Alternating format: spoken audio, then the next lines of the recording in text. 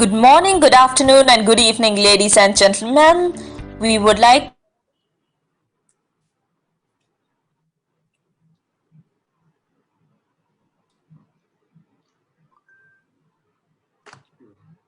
and engagement is located. The think tank was established in the month of February in the year 2016. It undertakes independent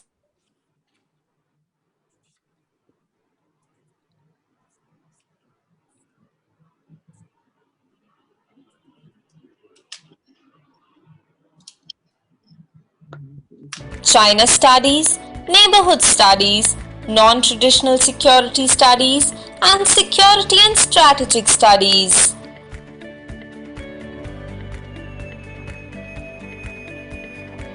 The institute focuses on 8 research topics: climate change and energy, global governance, sustainable development and smart cities, refugee and migration, China's Belt and Road Initiative, border and transboundary water politics, Indo-Pacific affairs, disaster management, and international economy and development.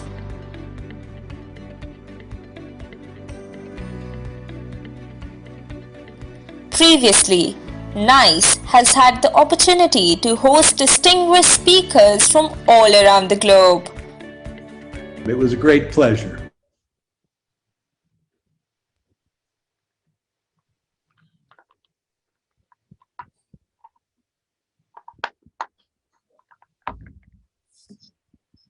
I'm very happy to be with you all.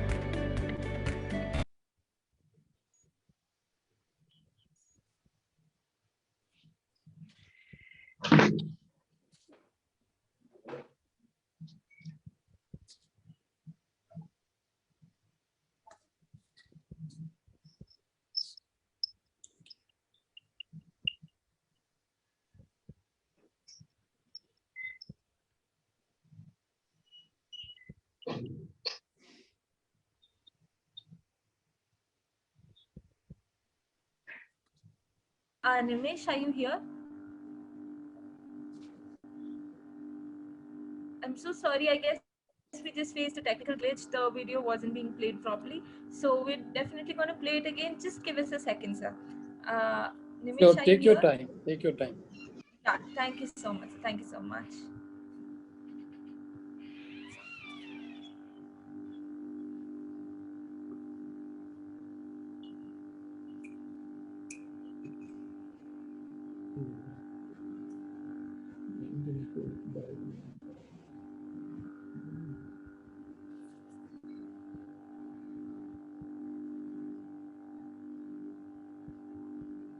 Nimesh, am I audible to you?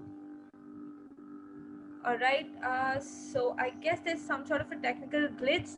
Just give me another minute, sir, and we shall be starting.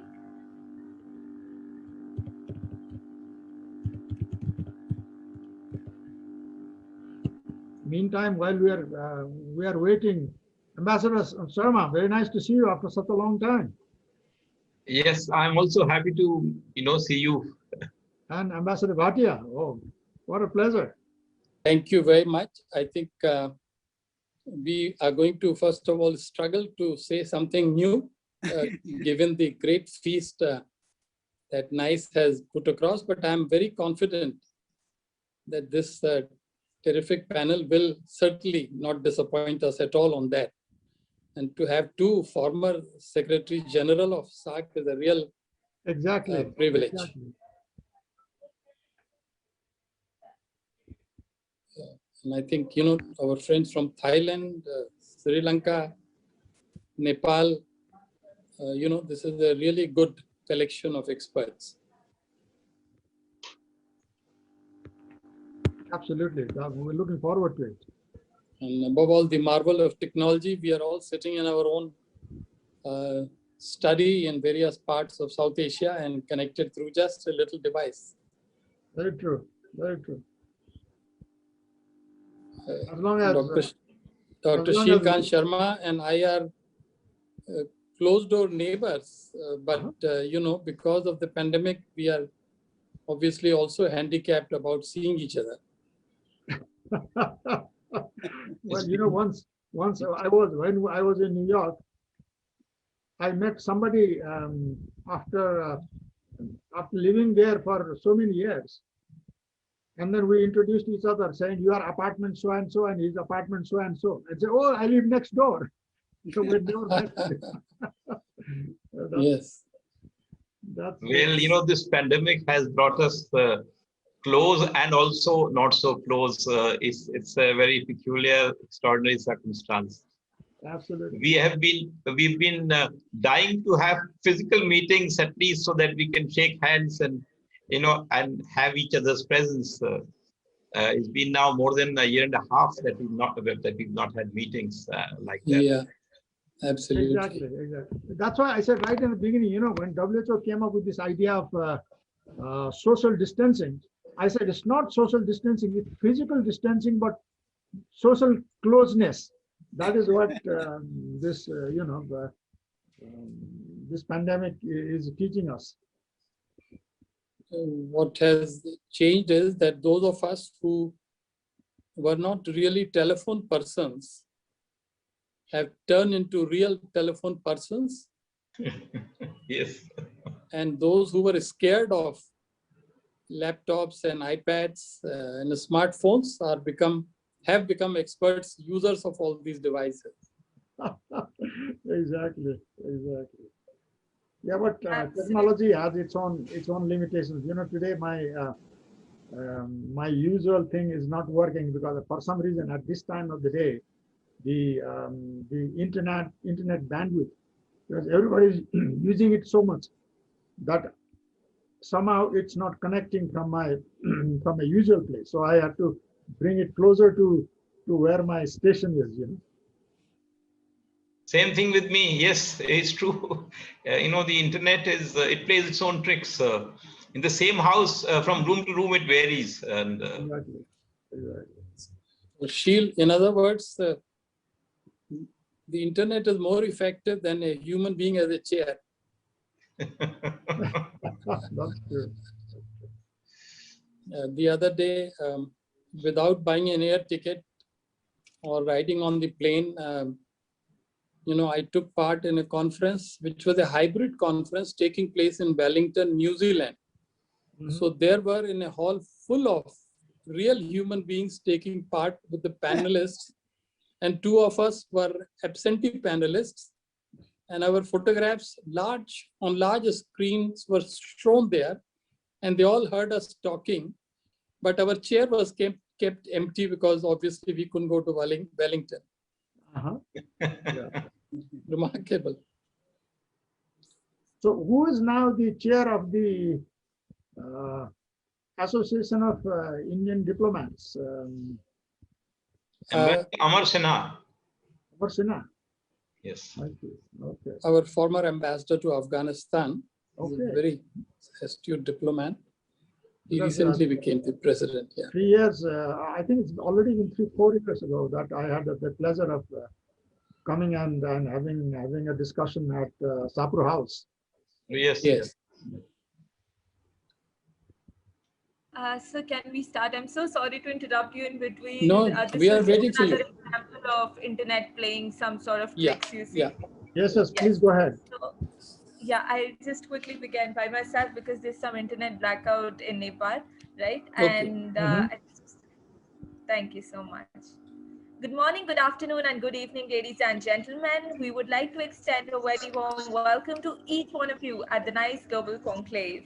From the labs of the beautiful Himalayas, where the Nepal Institute for International Cooperation and Engagement is located.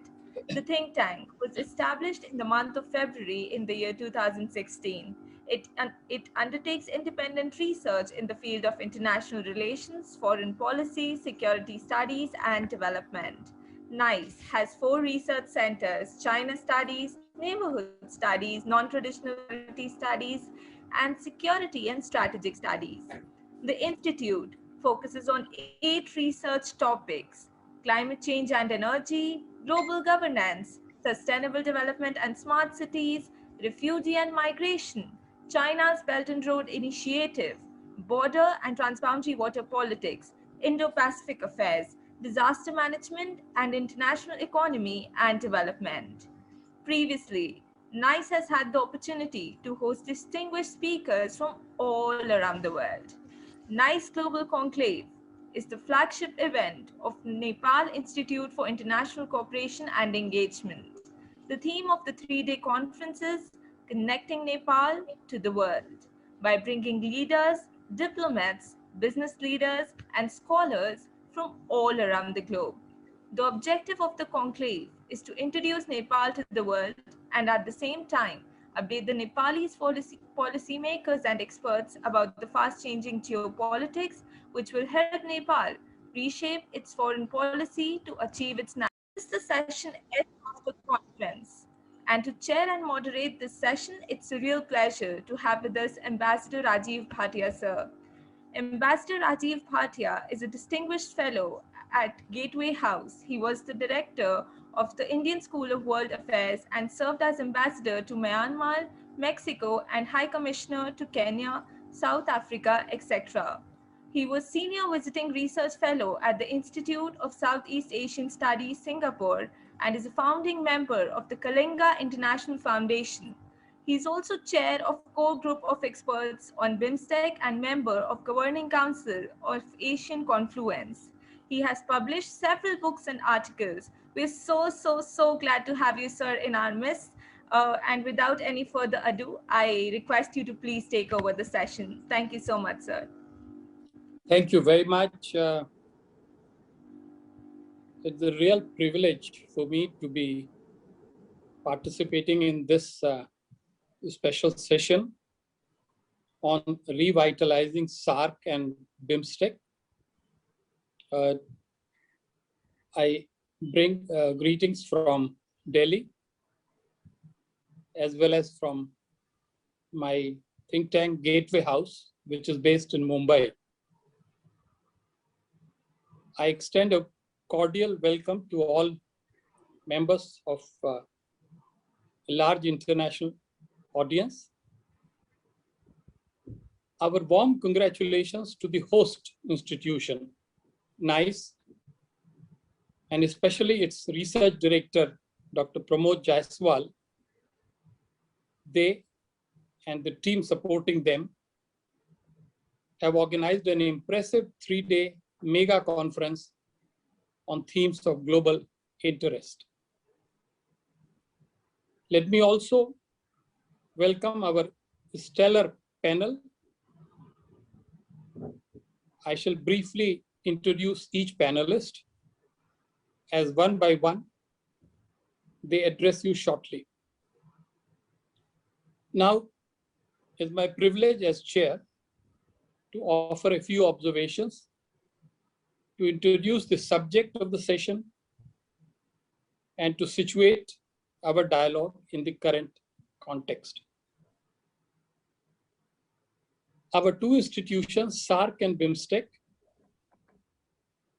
represent important facets of regional and sub-regional cooperation and integration.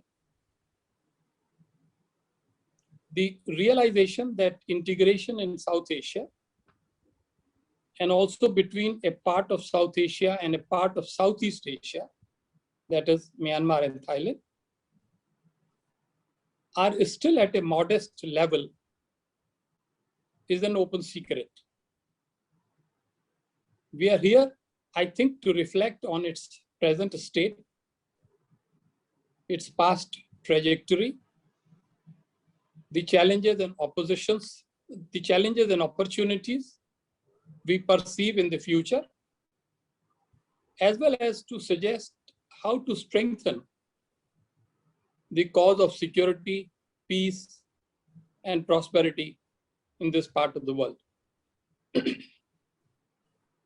Launched in 1985, SAARC progressed well and began to show much promise in the early years of this century. Between 1985 and 2014, it held 18 summits with an average of a summit every 1.5 years. Since 2014, that is for nearly 7 years, or substantially 5 years, no summit has been held for the reasons known to us all. The absence of political direction has slowed down the blossoming of the SAARC movement, complete with its elaborate architecture comprising the secretariat, the specialized bodies, regional centers, and other programs. Experts tell us that other than the charter bodies, the SAARC has been performing normally, but we all know that without the involvement of the political leadership directly and visibly, SAARC has somewhat slipped away from public consciousness and media consciousness and business community's consciousness. The current situation is obviously not in the region's interest. What are our options? What do our panelists see happening in the future? BIMSTEC, established in 1997, held 4 summits between 2004 and 2018, thus clocking an average of a summit in 3.5 years. The next summit is likely to take place later this year. The foreign ministers who met in April have prepared an ambitious package of decisions, including a brand new charter, a master plan for transport connectivity, and several agreements to be signed. But hesitancy persists on expanding cooperation in the realm of trade and goods, services, and investment through a comprehensive FTA. Besides, there are political and diplomatic challenges, such as disturbing post-coup developments in Myanmar, tensions in Bangladesh,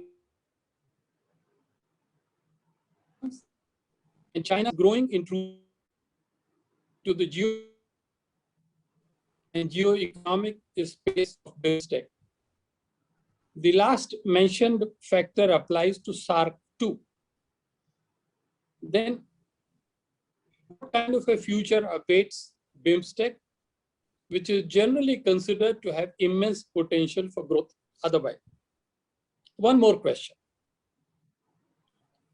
Does the region need only one of the 2 groupings, or does it need both? And do we not need to revitalize both of them as per their own needs and their requirements?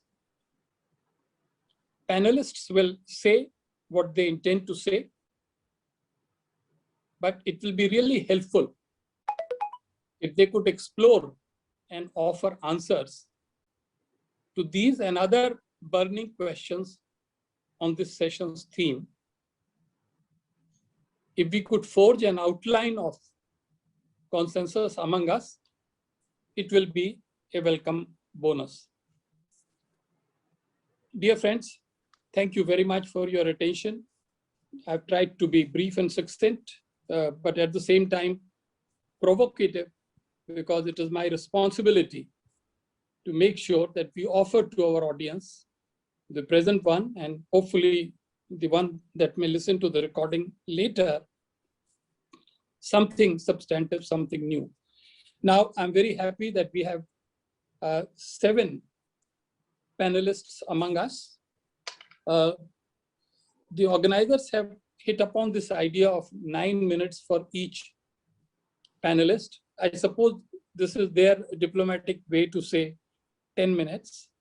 I think we can comfortably take 10 minutes. And if the former Secretary General, 2 of us here, if they were to take another minute or 2 extra, I'm sure the other panelists would not mind, because these 2 gentlemen indeed have direct solid and very, very relevant experience at their disposal.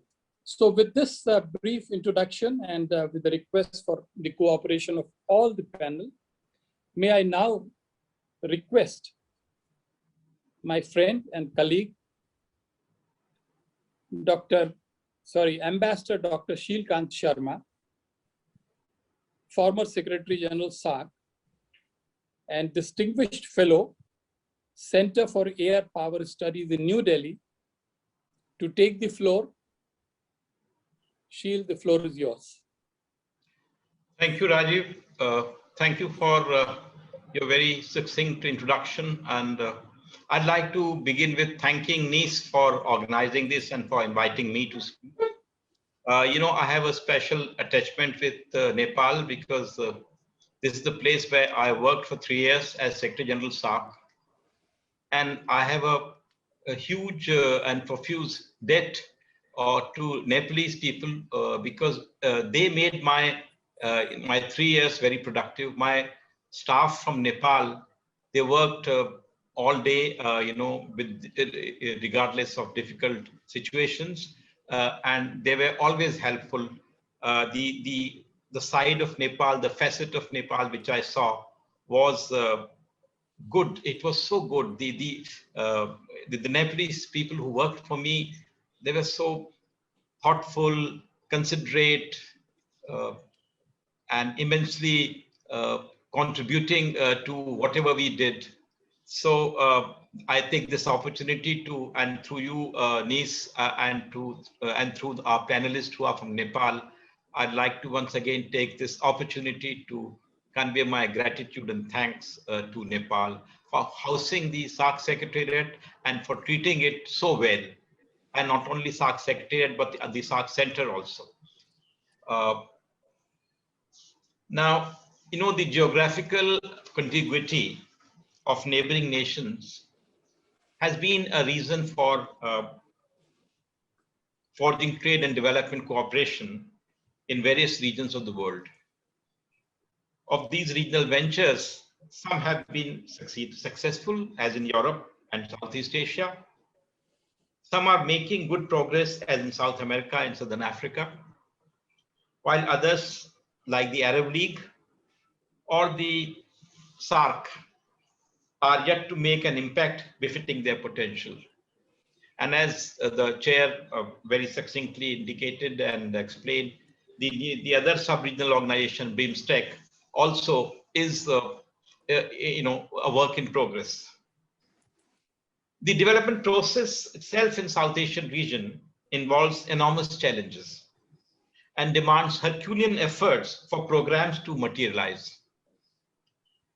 A plurality of forums by any reckoning can be better, be they national, bilateral, UN-centered, regional, trans-regional, or sub-regional, including those funded by global financial institutions.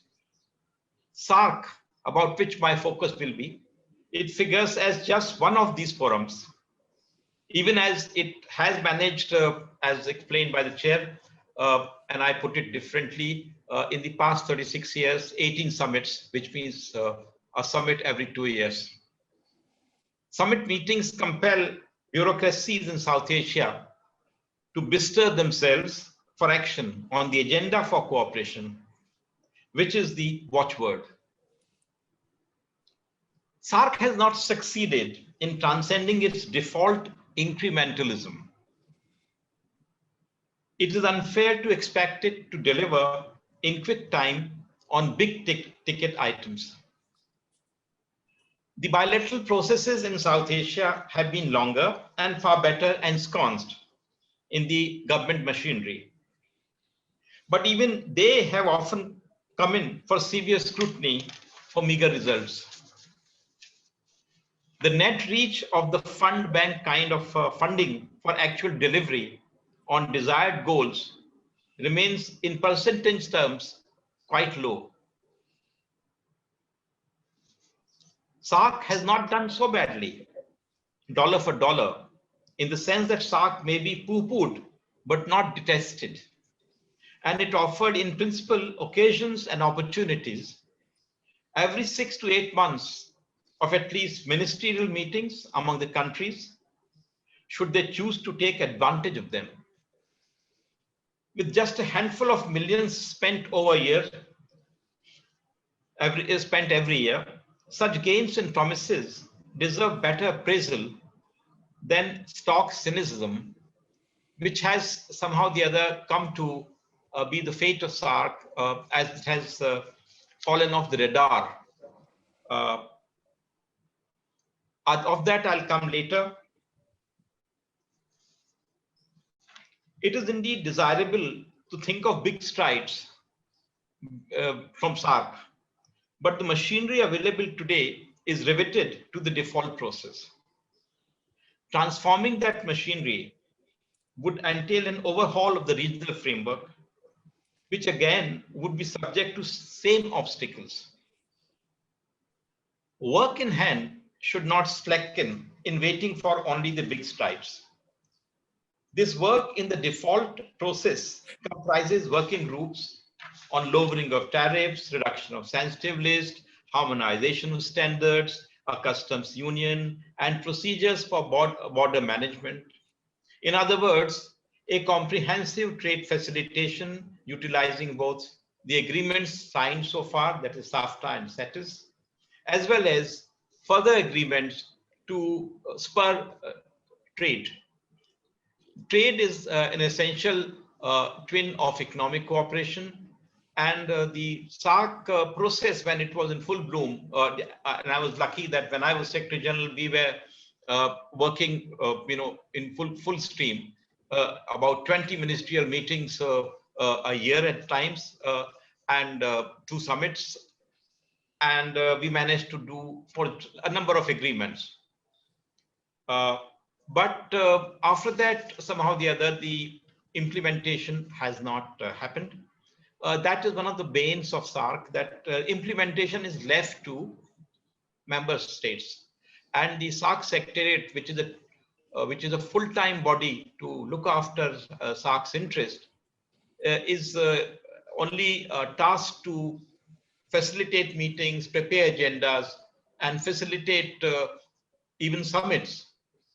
But its own mandate to act is limited. It is always dependent on the member states. Now, this is where the one major problem lies in SAARC, which is not so in case of ASEAN and European Union, both of which had very strong secretariats, and European Commission, for instance, is a major body, and SAARC, ASEAN Secretariat also works fairly autonomously. So there was a need for this, which was felt at the summit last time in Nepal, and before that in Maldives, to revitalize this machinery which can really focus full time. Now, the connection with trade is also very, very integral to to physical connectivity, which is people-to-people connectivity and transport connectivity. And there again, there have been steps taken by SAARC to instill transport connectivity. There's even a framework agreement. Now, this is particularly sad because this whole region, until the 1960s, to the difficult events of that decade, was connected, in spite of there being several states, sovereign states. But the connectivity through trade and people's movement, etc., was well maintained. Somehow the other, that was severed. And the purpose has been so far for SAARC, and ever since it was founded in the 80s, to somehow the other recreate what we had already. I used to be ambassador in Vienna, and I used to be part of the European Union processes. And in 2006 and 7, when I used to meet the foreign secretary in Austria, he would tell me that we've been busy trying to do a lot of work on further strengthening European Union. One of the areas was bringing the railway gauges in, calibrating them, getting them together. And I thought to myself that in South Asia, we had inherited railway gauges which were same. Pakistan, India, Bangladesh, we had the same gauges. We didn't need to really, coordinate them. Similarly, we inherited the same legal system, the same, what we call central acts, like even the act for forgery in India and Pakistan, Bangladesh is the same 420. So, we had so much which was inherited, and the commonalities, they abound even today. But what we need is consistent labor, which the European Union did for forging this cooperation in tangible terms. This is something which we need to do, and it has been faltering because whenever the train gets on the track, some political events come which stall it. And this is despite the SAARC charter, which actually kept all political issues out. So as the old, there's the Faiz Ahmed Faiz, which is who is one of the biggest poets of South Asia, and one of his lines is वो बात सारे फसाने में जिसका जिक्र न था, सुना है वो बात सारे फसाने में जिसका जिक्र न था, वो बात उनको बहुत नागवार गुजरी है. कहने का मतलब ये कि the thing which was not at all germane to creation of SAARC, which is political problems and their solution, somehow or the other they have bedeviled SAARC's progress. So it is unfair, and the concomitant impact of that has been that the stakeholders which we required for a vast region, a population of something like 1.8 billion, which has almost doubled since the time SAARC was created in 1985. So this huge population, it needs stakeholders which are media, academics, civil society, politicians, and the larger people in general. But somehow or the other, it has been left to the meager resources of SAARC Secretariat, which has the same 7 or 8 directors who were there in 1985 when it was created, and the Secretary General. So where the population has doubled, and the agenda for SAARC has actually expanded. It has been systematically expanded to cover all the aspects of socio-economic development, be that trade, energy, transport, health, education, electrical grids, you name a thing, and it was there in SAARC, and with a fairly good working mechanism. So when you talk about SAARC, in a way unmoving or stagnant, it is with great anguish that one has to look at what are the do's and don'ts that we have to see. I want to briefly mention the main thing is that the purposes and the mission of SAARC has to be shared and understood fully by all personnel involved in the SAARC processes, which includes not only SAARC Secretariat, but the people involved in the ministries and line ministries in the member states, the business groups, the business organizations, the academics, who should then spur this process. Because if they don't feel ownership, then when this thing falters, they just abandon it instead of coming home. Like, look at Europe, for instance, it is going through a difficult time ever since Brexit, but still the European Union is combined and they are working together. They are not giving up. So problems and political things also, they are way of life, they are facts of life, and for a large population they come. The important thing is not to give in to them and abandon the program. In just a minute or so, Sheel. Okay, please. Yeah. So then there is a business as usual process which seems to go along, and there's a tendency that okay, if SAARC doesn't work, we'll try something else. But it is written into the system that whatever you try, you will come back to the same thing. So take BIMSTEC, for example. in the past several years, even BIMSTEC has fallen on a similar groove of a well-trodden economic agenda, trade and infrastructure, investment, banking, etc. And similarly fledgling secretariat, fumbling for staff and resources. The Indian Ocean Rim outfit, which was also another one, has even larger membership, but bigger handicaps. So it is therefore unrealistic to see alternatives to SAARC emerge successfully unless very high level interest is taken in continuous processes, which begins with a doable and less ambitious agenda, hooked to quick delivery of results, which makes it tangible, which makes the results accessible to people. I'd like to just, with your permission, Mr. Chair, just mention one or two things.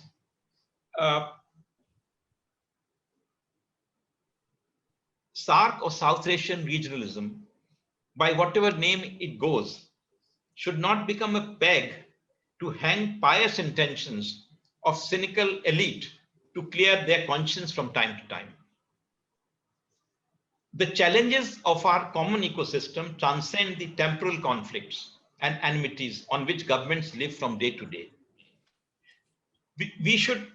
People's SAARC can compel governments to focus on meeting at least these challenges, like the challenge which we are going through at the moment, before which all our big talk, all our tall talk actually becomes meaningless.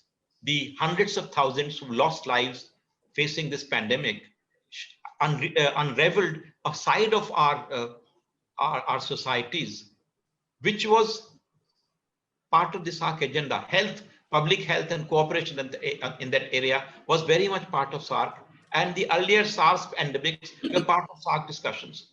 So this is something which lends a certain humility to us. And I'd like to end by saying that SAARC Charter is at best a weak instrument, but we should work with it, and we should look for ways to solve problems rather than be hamstrung by them. So I have a long list of things, but maybe in question answers I will explain. Yeah. I'd like to only counsel that it is incumbent on all of us to really bring SAARC to life, and not let it remain moribund. Thank you. Thank you very much, Ambassador Dr. Sheel Sharma.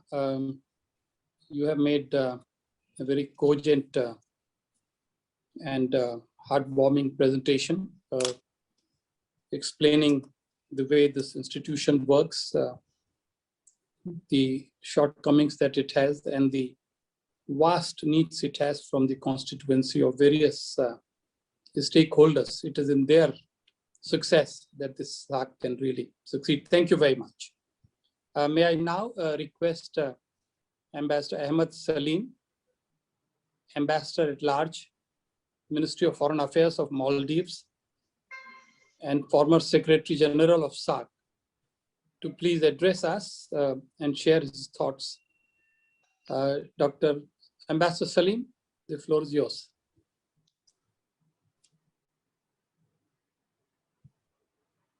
Are you here? If you are muted, then you can unmute yourself.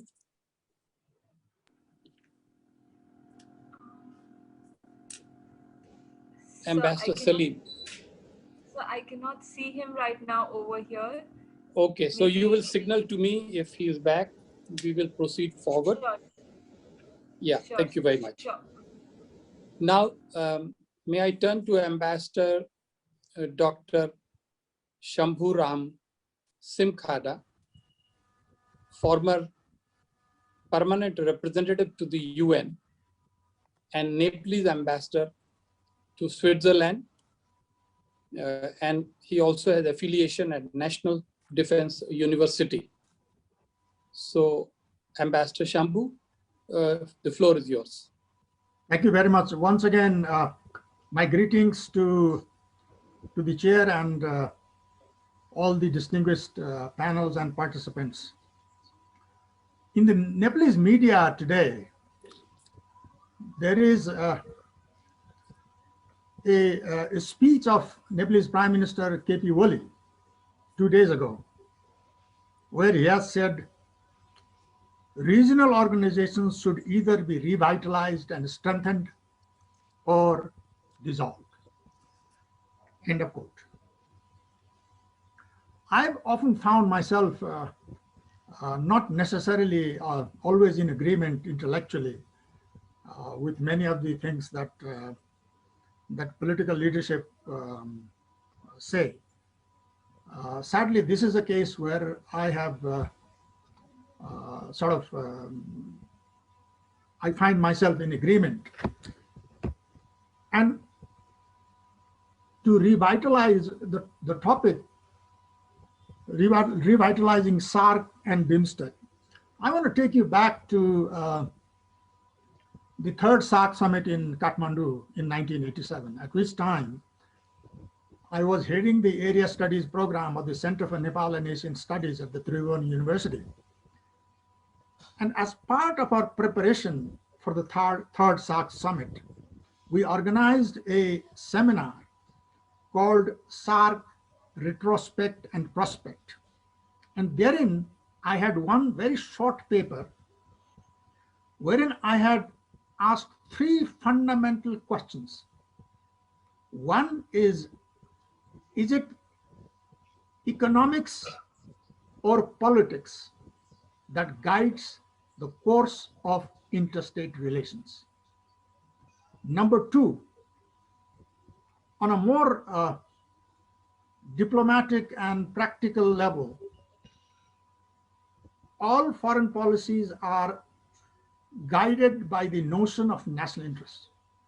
And unless there is a conceptualization of harmonizing national interests of different countries within the notion of a larger regional or global good, how can regional cooperation and in fact global cooperation be promoted?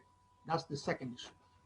And third, what is the role of either international organizations, the post-World War II order on which the UN was created, and the role of the leadership, both the level and individual, in promoting this idea of what is in international relations parlance called legitimization of individual national interest into a larger global good. So around these 3 issues that I raised there, as I am listening to before me, very distinguished Ambassador Sharma, and of course I've been reading subsequently after he left Kathmandu and went on to other places and partly in academia. I was reading one of his papers that he did in Germany. In the course of several papers I have written on regional cooperation, including one on a comparative analysis of SAARC, ASEAN, and European Union several years ago. And most recently, at the initiative of the Vivekananda International Foundation in Delhi, a paper I wrote 2 years ago.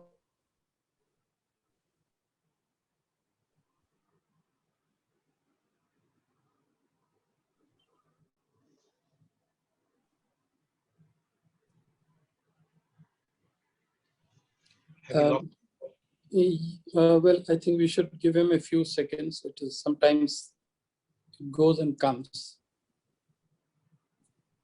Ambassador Shambhu, do you want to switch off your picture? Maybe it would be good.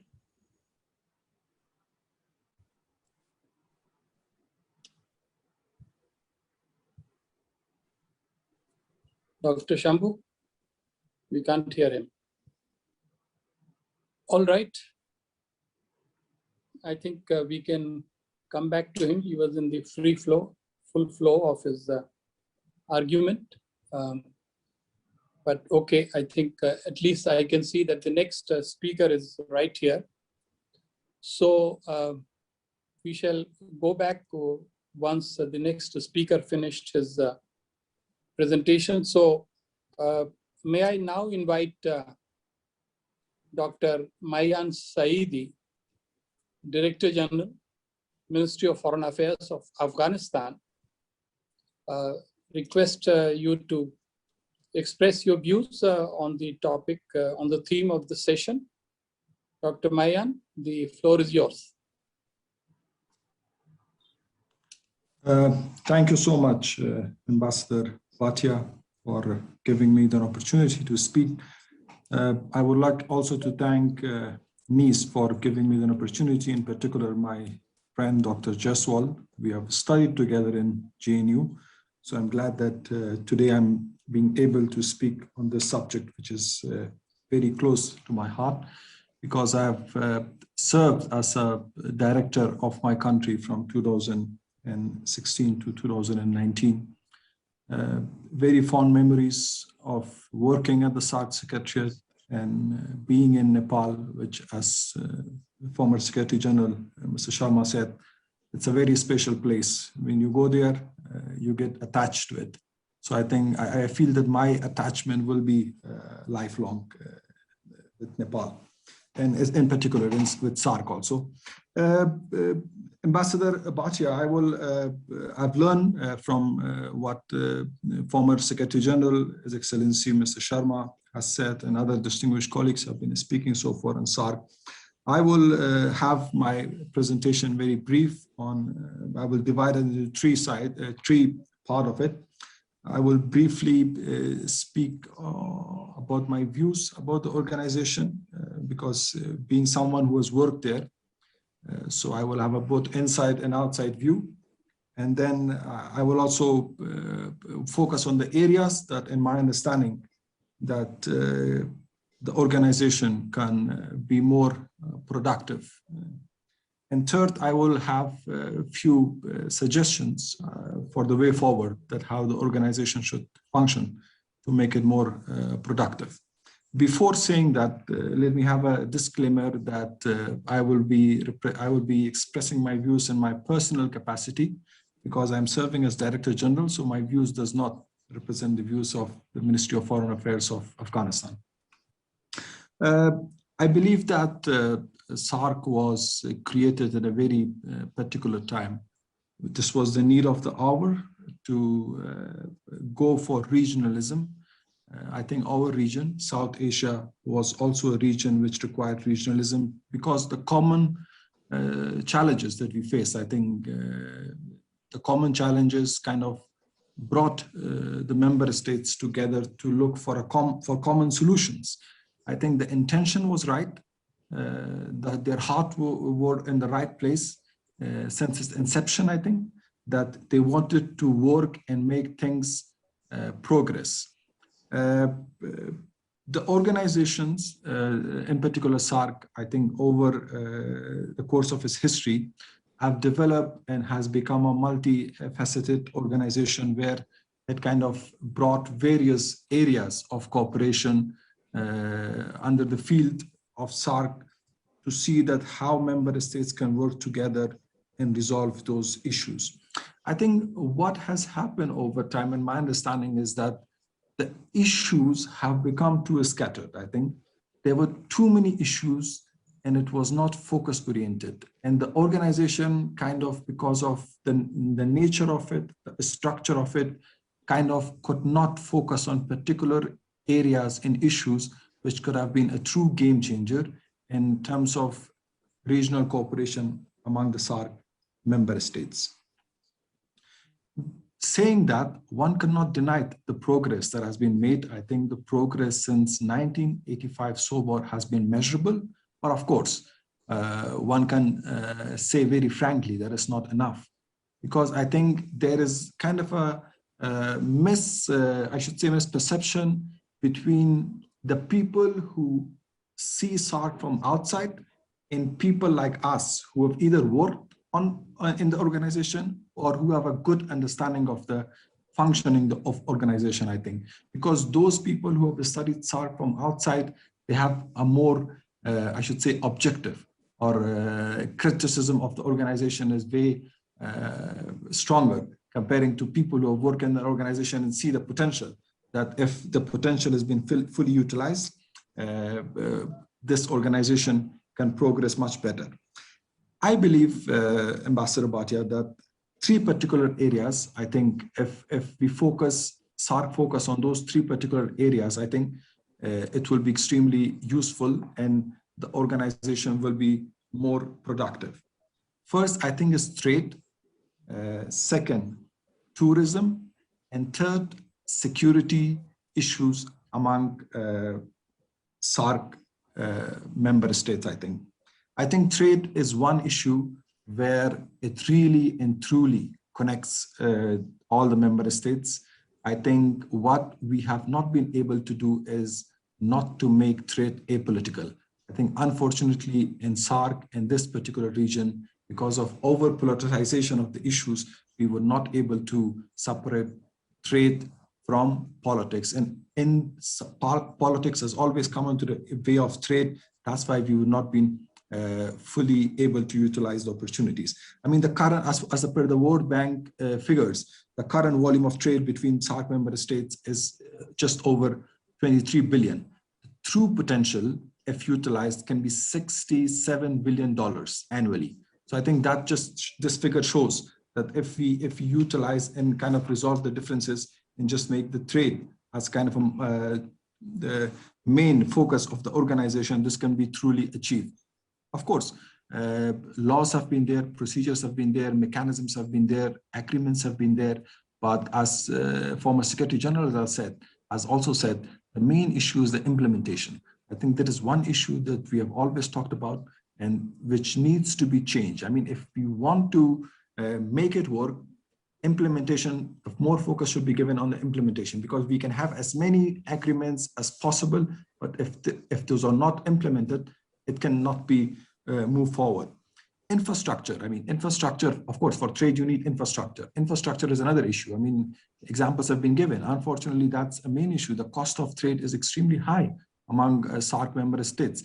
Connectivity, unfortunately, is a major, I think, a kind of roadblock that we are facing, and we have been unable to resolve that. I mean, the three major agreements, which can be very instrumental in connecting SAARC region, which is SAARC Motor Vehicle Agreement, SAARC Railway Agreement, SAARC Air Services Agreement, has unfortunately been pending for too long. And I think for organization to show its functionality and productivity, you need to have those kind of agreements. Now, if those agreements, which will be the main pillar stone of the organization, is not there, I think talking about trade and then of course all the other things will be a subsidiary subject. Tourism, why I talked about tourism, the tourism is extremely important. I think it's extremely important for the people of the region to know each other culturally, to know each other through their languages, through their customs and through their history. I mean, although our region have shared so much, we have been part of the same civilization, but I think the divide has been such that unfortunately now most of our people, I mean, if I say that somebody from Kabul will have less knowledge about Dhaka and will have more knowledge about Washington, DC. And same thing goes the other way around.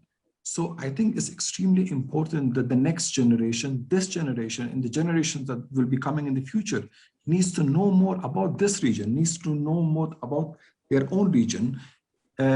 Flights have been reduced, connectivity has been reduced, visa restrictions have been most stringent, which is extremely unfortunate. I mean, I was listening to the former panel also, they were also discussing the same issues, that if you have such restrictions, and unfortunately, these restrictions have been getting stronger by the day. So how can you expect that people will get to know each other more, and then we can develop culturally, politically, socially, if you have so many restrictions, if people don't get to see each other, if people can't meet each other? So then, of course, this is the major challenge which is there. Security. Security will be extremely important, because what my observation has been that this is one area where minimum focus has been given in SAARC to it, unfortunately. The current mechanisms that we have at the SAARC to address security challenges is, I think, not very well equipped, because it is just at a very low level and it does not address main security challenges of our region. I believe it's high time for SAARC to have a separate mechanism, which can be either at the National Security Advisor level, or at the Minister of Defense level, or the Minister of Interior level, to address these security challenges. I say it more because I see it from a maybe Afghan perspective also. Now with the full withdrawal of US NATO forces from Afghanistan by 11th of September 2021, I think it can provide an opportunity. In the same time, it can be a major security risk. So believing that the threat of terrorism, regional terrorism, will be confined just to the borders of one member state, and I think it's an illusion. It will affect and it will impact the security and prosperity of other member states, in particular SAARC region. So I think it's extremely important and high time for SAARC member states to have a separate security mechanisms among SAARC member states to address these issues. Last part of my presentation, Excellencies, the way forward, how I see it and how I will come with my sum of recommendations. Some of it, maybe we will address it in the question answer session. Yes, I just think in reforms, the next 2-3 minutes. Yeah. Yes, Excellency. Thank you. Reforms, I think reforms within SAARC are extremely important. I think both at the structure, bottom down and top down level. I think since 1985, this has not been reviewed. And believing that whatever has been made that time will still be working and will be absolutely functional, and it's something that we should not touch, I think it's not very practical, it's not very correct. I think a thorough reform of the structure of the mechanisms of SAARC needs to be done. If we want this organization to be in line with the requirements and the needs of 21st century in our current times and the challenges, we need to reform SAARC. More authority, absolutely, more authority should be given to the SAARC Secretariat. SAARC Secretariat cannot be just a kind of a receiving and delivering note verbals of member states. I mean, I'll be very frank. If you want the organization to function, you need to have a strong secretariat based in Kathmandu, which will have the mandate and the authority to implement projects and report back to member states. Decision at all levels of SAARC needs to be taken at the basis of unanimity. I think this is something that needs to be kind of revisited and relooked.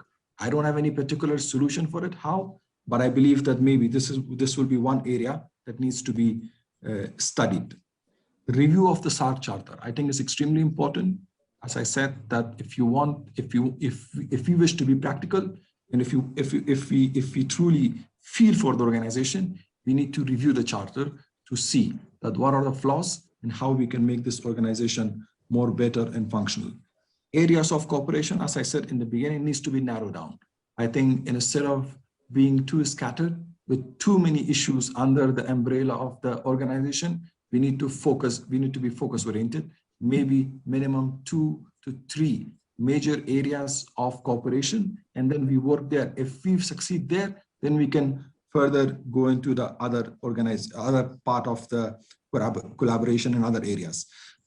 I think also collaboration with SAARC observers needs to be accelerated. I believe that these 9 observer states which are with SAARC organizations, I think that potential needs to be utilized to see that with each particular SAARC observer, member states in the SAARC Secretariat, how can we work better? We need to come with innovative ideas. One thing which I felt that in SAARC, there is this belief that we should not be playing with the rules and procedures so much. We should just stick with the books of the rules and procedures. If you want this to move and to work, you have to come with innovative ideas. Expansion of SAARC to Central Asia, I think, is extremely important. During my tenure, from 2016 to 2019, one particular member states of Central Asia, Turkmenistan, were extremely interested to work with SAARC, either in the form of capacity of as an observer, or they were even thinking that maybe in the later stages, they can become a full member of SAARC. So just look at the potential. If this region, if we connect South Asia to Central Asia, and then SAARC can collaborate with Central Asian states, I think that will be a truly game changer. So I think we need to kind of look into this potential very carefully, and in the same time, with open arms, to see that how those organizations, maybe if we had so many issues there in South Asia, maybe for a change, we would like to collaborate with Central Asia to see maybe that can be, truly a game changer. Two last points, Excellency. For the current stalemate that since 2014, as has been said, the North Summit has happened and meetings have happened, but maybe not so many tangible meetings. I think the urgent need is to have a special meeting of the foreign ministers of SAARC to kind of take stock and to see that how the organization can move from here. I think organizations are created because of their functionality and productivity, not just to be a kind of something left in the past and just remain as a status of the history. I think if member states want to make this work, they need to be practical about it, and they need to be forward-coming to see that how it should work. Last point, I think SAARC also need a track 1.5 diplomacy, I should say, or mechanism, because I think this was something that I've seen that we have not been able to utilize this format within SAARC. I think if governments are not able to make it work, I think we need to bring people from track 1.5 and people who have either served in the past or intellectually or in positions to contribute, bring them together to see that how this organization can be, we can move it and this can become more productive. Thank you. That's Thank it. you very much. Thank you. Yeah. Thank you so much for a very thoughtful presentation. Your initial point that inevitably there would be a divergence between those who served inside SAARC and those who study and watch SAARC from outside, and how the two sides can sit together and try to present a better view and perspective on SAARC is very well taken. I think Nice already listened to your thinking beforehand, and as a result, this panel is a good mixture of the two perspectives.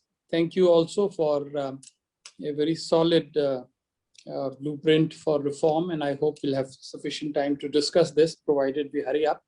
Thank you. Next speaker that I'm going now to call upon is Ambassador Dr. Niranjan Mansingh Basnyat, former Nepalese ambassador to Malaysia. Ambassador, Dr. Narayan the floor is yours now. Thank you. Thank you, Chair, Ambassador Bhatia. First of all, I would like to thank the organizers, especially Dr. Pramod Jaiswal, for inviting me to participate in this distinguished panel. At the outset, I would like to remember Secretary General, former Secretary General, Dr. Sheel Kant Sharma, with whom I had the pleasure of working as a director during my tenure there at the SAARC Secretariat from 2009 to 2012. And I thank him for remembering all the staff of Nepal and the Nepalese people. Still, he had left, I think, in 2011, but he must have occasion to visit Nepal frequently. Now, actually, the theme of the panel today is, revitalizing SAARC and BIMSTEC. And most of us now we are speaking about SAARC. So I will first touch upon SAARC. Actually, as my colleague from Afghanistan, he has said that there was a proliferation of areas of cooperation. so many areas, scattered, and there was no sharp focus on some of the issues. So that also disintegrated some sort of, there was no focus. And in the last summit, in the 18th summit, which was held in Kathmandu in 2014, the theme was deeper regional integration for peace and prosperity. So we are trying to go to deeper regional integration, but unfortunately, we all know that what has happened. And there was a very ambitious agenda like South Asian Economic Union, and through FTAs, a customs union, a common market, a common economic and monetary union. Even we were thinking of having a one unit currency, of SAARC. So monetary unit. This was a very ambitious agenda, and people were pursuing that agenda, but because of lack of political will among the, I should say, among the leaders, and actually, unfortunately, SAARC could not go. In the charter itself, it has been specifically written that bilateral issues we cannot discuss. But from the same bilateral issues, the SAARC has been stalled. So it is very unfortunate for us. And there are so many mechanisms, in pipeline. There are so many mechanisms we have already instituted, like SAARC Development Fund, like motor vehicle agreement. It was going to be, agreed, and only now 3 countries have signed and ratified: Nepal, India, Bangladesh. Bhutan is still to do it. And there is a regional railway agreement also there was, and SAARC framework agreement for energy cooperation. All these things were there, what not. I mean, all these things were there in the pipeline. But actually, it could not go for 7 years now because of the stalling of summit. Now, how we can revitalize SAARC? I think, the bilateral relations are very important. So the countries who are, not in good terms, who have a lot of irritants in their relations, should be accommodating to each other. And actually, this is a academic sort of thing. So I should say that the relations between India and Pakistan should be, we cannot only blame India for this, because Pakistan, we have seen in media several times, they are intruding into the Indian territories, and it is, Pakistan is accused of state-sponsored terrorism. So Pakistan needs to stop that, and India also should, accommodate accordingly. That has been emphasized by Indian Prime Minister Modi several times. This is actually what has stopped SAARC. And the other things, there are some extra regional powers like China and the US. The rise of China is increasing, and that is making very difficult for the regionalism in South Asia to develop, because that may stop at one point, because China is coming to the south also, because it has become observer in SAARC also. And the bilateral relations between China and the SAARC members are growing. And BRI, for example, I tell you, BRI in Nepal, BRI in Pakistan, BRI in Myanmar, BRI in Bangladesh, BRI in Sri Lanka. That is happening. And that also the bilateral relations has been strengthened with China, member of SAARC. And that is also another thing. So China is coming to the south. I mean, China is, coming to all 10 directions. Some people say that not only 4 directions, there are actually 10 directions. So the rise of China is we have to look for the betterment of the regionalism in development of regionalism in South Asia. The other things we never learn from the success stories like ASEAN, how the ASEAN Secretariat is functioning, how they have successful, they are successful, they have become successful. Like they are more autonomous, and they have units called project management units. In each theme, in each areas of cooperation, there is a PMU, project management unit at the Secretariat of ASEAN, and they look intensely in all areas of cooperation. So from 1967, the ASEAN is moving forward, and they have 2 summits in 1 year. One country has to organize 2 summits within 6 months. They are so, speed. They are taking speedily all the areas of cooperation. And lately, the military coup in Myanmar has some of the concerns of all the countries, but still they have moved forward. With the new regime also, they are moving forward because it's a regional cooperation. So now I think this much about SAARC, and I will go a little bit about BIMSTEC also. And as a chairman has posed a question whether there should be 1 regional organization or there should be 2 regional organizations. So I think, actually the name suggests that is a Bay of Bengal. Bay of Bengal is a sub-region. Actually, the name also, indicates that is a sub-region. So SAARC is a regional one.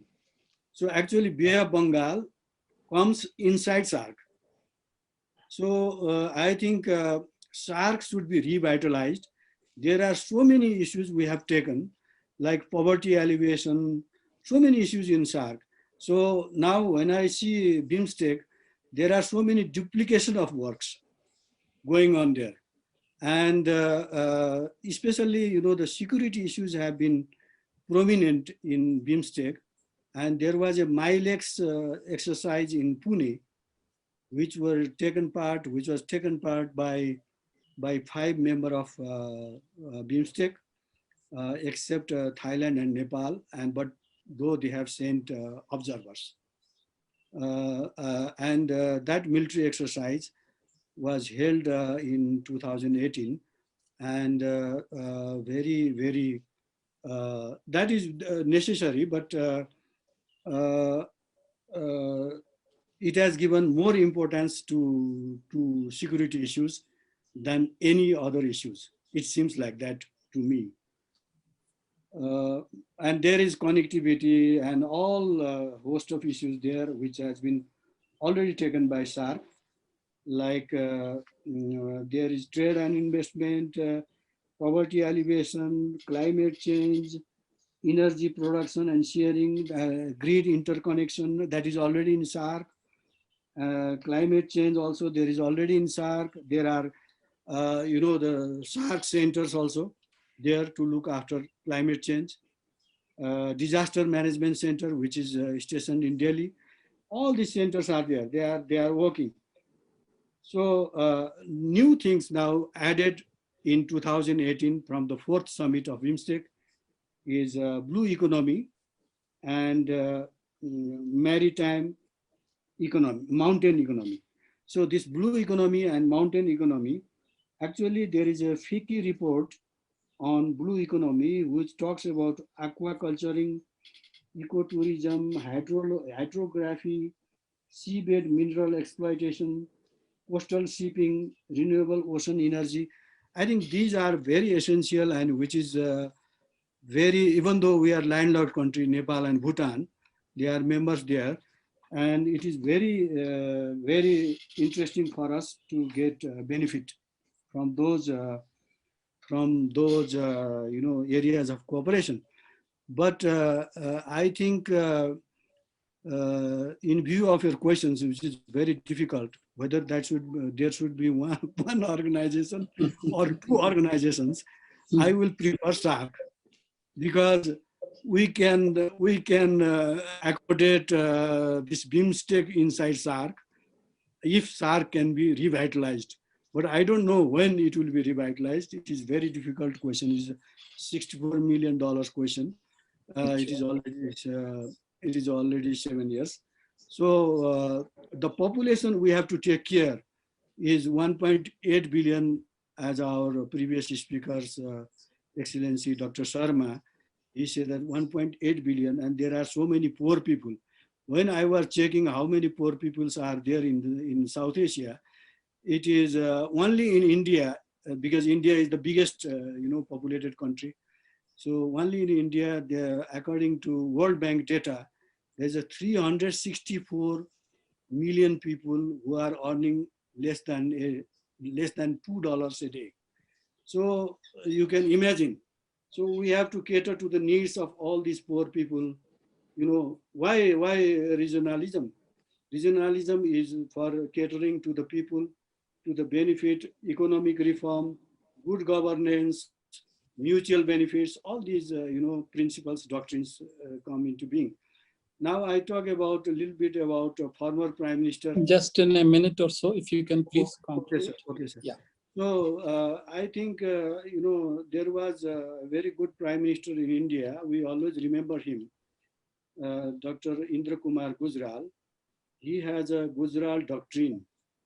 So if all the countries should cooperate, and especially India would follow his doctrine, that means there will be no reciprocity with the small countries.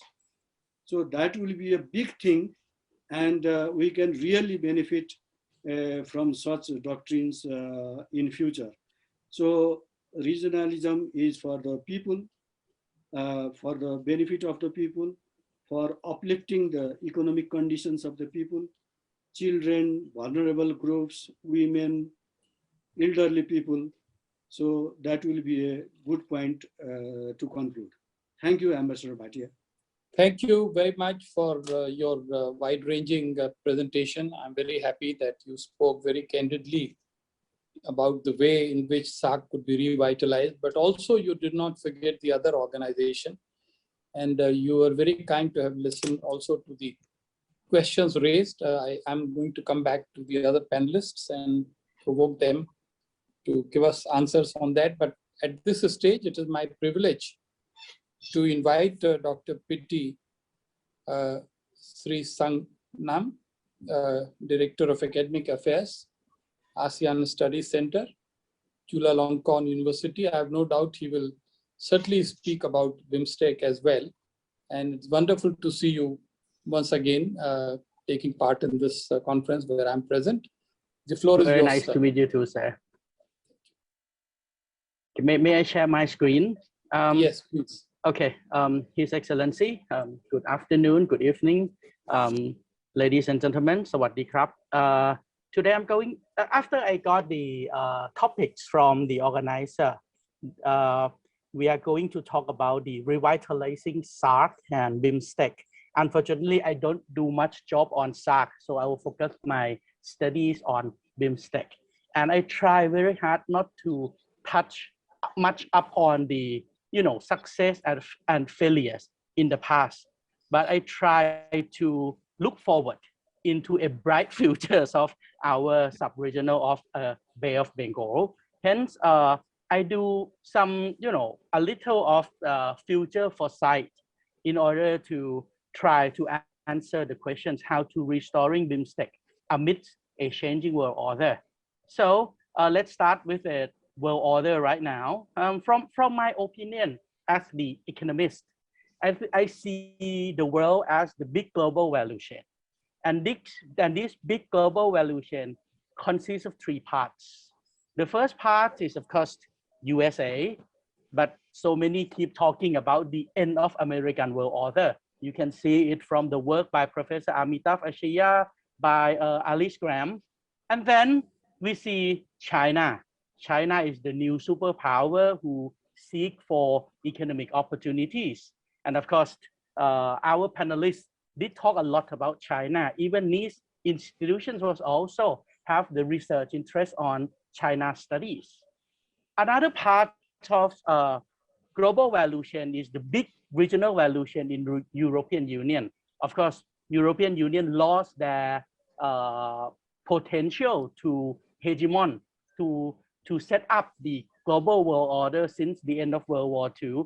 However, they still can establish an international norms and standards, such as environment, labor standards, intellectual property rights, humanitarian assistance, whatsoever. So this is the big pictures of global valuations that happens before COVID-19. Unfortunately, COVID-19 destroyed this global valuation by the year 2020. However, we still have a little good news that this global valuation will grow up again, will wake up this year, 2021, and will go back to the same level before COVID-19 by the year 2023. There are so many research papers, there are so many economists that forecast on these same directions. But the total value of global valuation may go back to the same level of 18 trillion again in the year 2020s. But the directions of trade and investments will totally change because US and China, there's a lot of conflicts. European Union and China, there's a lot of conflicts. So we need to introduce a new player into this global value chain. And these new players, of course, Japan, who is the investor who invests a lot, both in Southeast Asia and in South Asia. So this is the investor who control the regional value chain in our home. And of course, we have Bay of Bengal. This is the emerging economies with a very, very high growth rate. This is the place where fulfilled with, fertile natural resources. This is the place where demographics that still have a young and vibrant workforce that don't face with the problem of age societies or extremely age society, at least for the next 20 years. And of course, we see Thailand, my countries, in the middle of ASEAN communities. And this Thailand, ASEAN, and Bay of Bengal was linked by the sub-regional cooperation, so-called BIMSTEC, which is, because US tend to end their American world order and China rise, we see the attempts to contain China. Hence, by the 2023, by the next 3 years, when the global value chain rise again, we see trade value stabilize between US and European Union. We see the value of trades continue to expand, not with China, between Europe, but from European Union to ASEAN. And of course, for US and China, the value of trade is contracted, but it still expand with the ASEAN. And of course, from security reasons, from political point of view, we see the US forward defense ring that try very hard to find a partners, to find very hard a military allies in the Indian Ocean and Pacific Oceans. Hence, ASEAN and Bay of Bengal, we are located in a very, very good strategic locations in between the expansion of the influence by China and the containment strategy by US and its partner. So this is the situation that's gonna happen within the next 5 to 10 years. Unfortunately, this order, maybe you can call global disorder, was affected by a dynamic disruptions.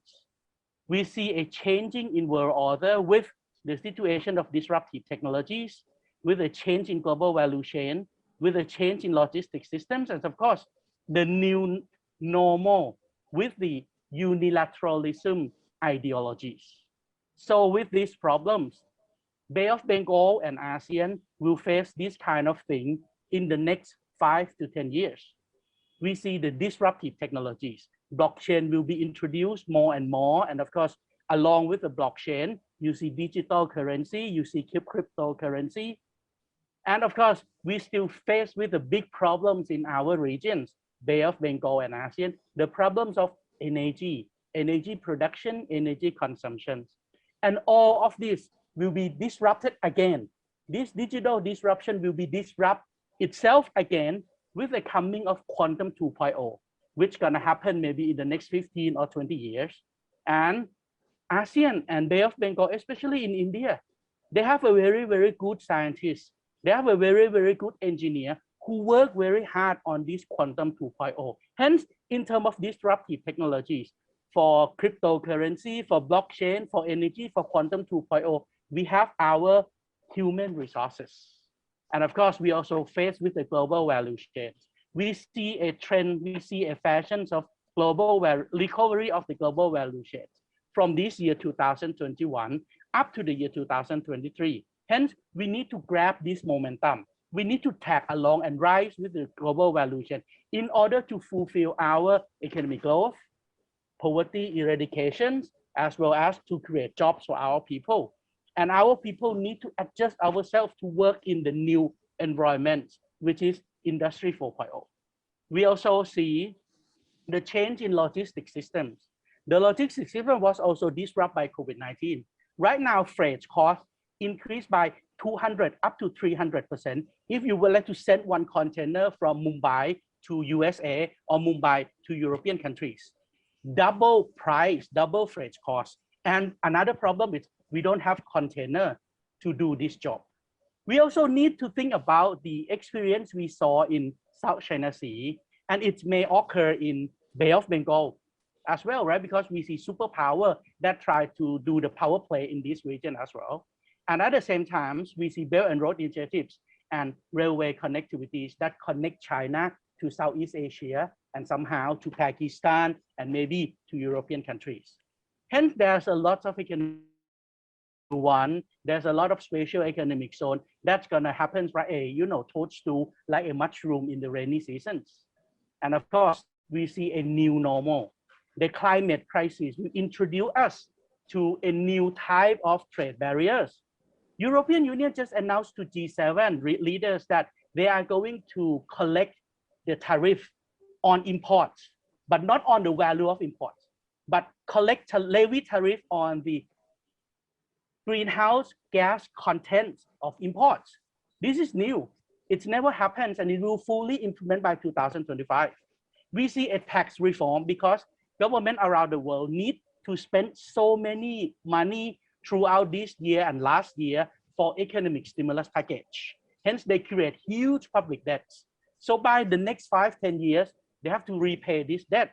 Hence, we are going to see a tax reform. And this tax reform means enlarge their tax base. They may talk about the new type of tariff to levy on trade in services, cross-border trade in services, e-services, for example. And of course, all of these kind of new barriers is not concordant with the overall order of multilateralism issued by the WTO. But every country sorry, very Dr. Piti, to interrupt unilateralism. You really have to come to your conclusions. Okay, and, so in in 2 my minutes, conclusion, because we have a lot of pressure on time. yes, so in 2 this minutes, is my conclusion, the last PowerPoint.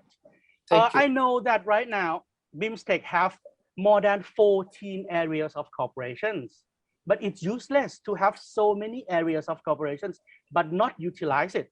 Hence, I propose, like my other colleagues, like my other panelists, that we may need to focus only a narrower area of cooperations, and I propose 3 reforms. The first 3 reforms is peopleware, hardware, and software. So we may rearrange that 14 areas of cooperations into these 3 boxes. First, for peopleware, our foreign policy needs to focus on preserving regional interests by balancing power, and of course, sometimes this may conflict with individual national interests. And these conflicts always make SAARC and BIMSTEC not progress compared to other countries. But if we take it serious, if we need this regionalism, sub-regionalism, we may have to think at the 2 levels, right? Regional level and national interest level. And if we don't do that, if we are not going to do that, the regionalism such as SAARC and BIMSTEC remains a utopia. And then on the human resources, we need to develop our people at least 3 dimensions, especially on the countries who is not cope up with the new technologies, on digital literacy, trade and financial literacy, and last but not least, 21st century needs complex problem solving. For the hardware, of course, we need to invest in the next generations of technologies, especially quantum technologies. This is the dawn of quantum technologies that we have resources in India, we have resources in Southeast Asia that can combine together.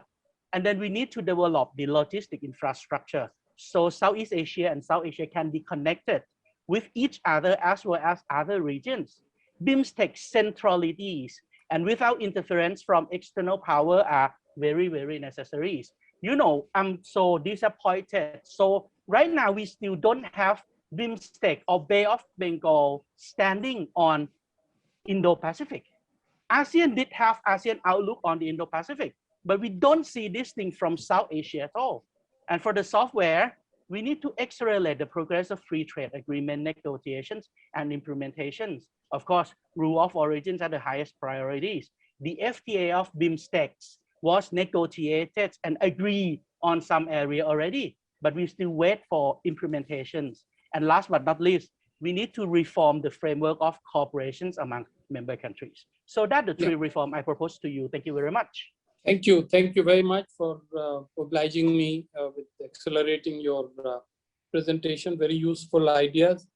Now, before I once again give the chance, the opportunity to Dr. Shambhu Ram Simkhada to complete his presentation, I just want to check if Ruwanthi Jayasekara is among us here. Yes, yes. Okay, great. Then please let's just finish the previous panelist. Dr. Shambhu Ram, are you here now? Can you hear me? Yes, sir. Yes, Excellency, I'm back. I'm back. Yeah, you have about 5 minutes to please complete your point. Just come to the conclusions, and sure. Then we will go to the I will only do lady precisely, on the panel. I will do precisely that. So thank you so based much. on those 3 questions that I was talking about, one, yes, on political, strategic versus economic, technological, technical. The strengthening of SAARC, I think, should start by what many of the other panelists have talked about, is I understand the earlier preoccupation of the leaders in establishing and preventing bilateral and contentious issues from entering the SAARC agenda in the early stage of the organization. But SAARC, after so long, must be matured enough to be able to address some of the principal issues that in fact prevent regional cooperation at other levels. So review of the charter is number 1. Number 2, I think this issue has come up in the sense that there has to be an understanding of the need to harmonize individual national interests with larger regional good. And for that, the third point that I have, and I have consistently been arguing about this, is the Secretariat and the Secretary General. That in fact, the Secretariat has to be strengthened and the Secretary General has to be upgraded to a level of at least Foreign Minister. And that is the point I was making about this, this book that is coming out from BIF, where initially I presented a paper, a comparative analysis of why is it that in fact the European Union can move to the extent of even a political union, that in fact they are coming up with the idea of even sharing sovereignty. The classical notions of sovereignty, what we understand it, what separates us, in fact, is they are talking, moving up the ladder. So these 3 points of a political review, a conceptual evolution of interest harmonization, and structural change of the Secretariat, equipping the Secretariat and strengthening the Secretary General.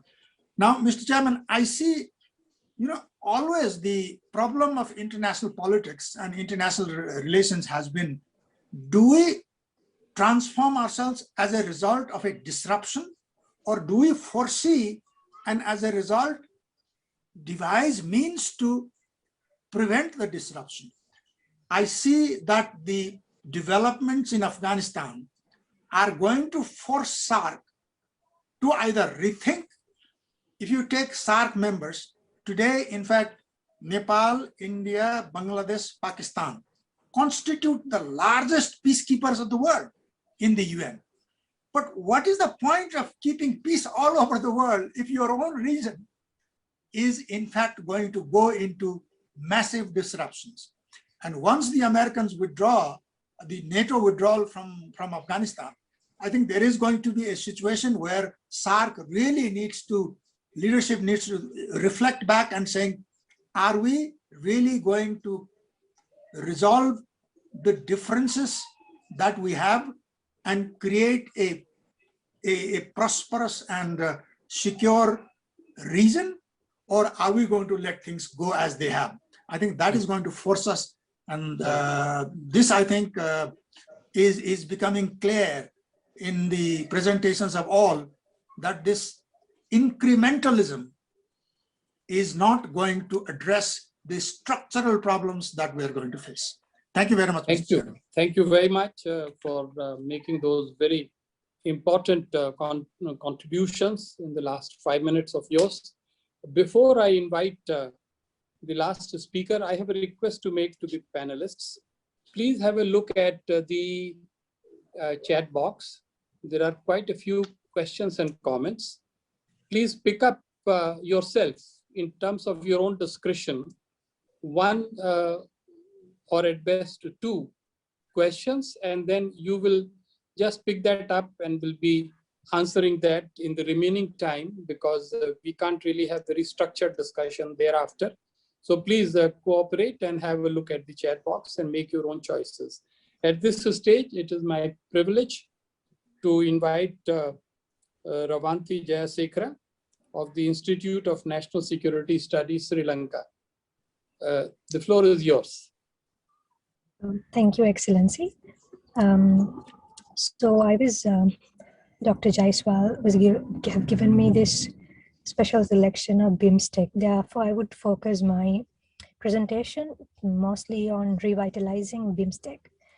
So Sri Lanka has been a member of BIMSTEC since the very inception in 1997.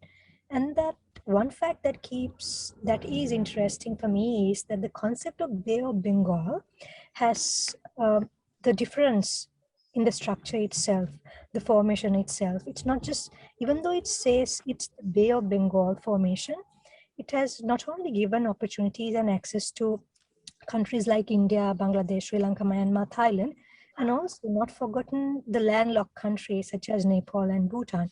So therefore the BIMSTEC tries to cover a wide range of agenda. Even though the initial focus at the inception was mostly on the economic cooperation, it has now expanded to different dimensions as discussed by the previous speakers.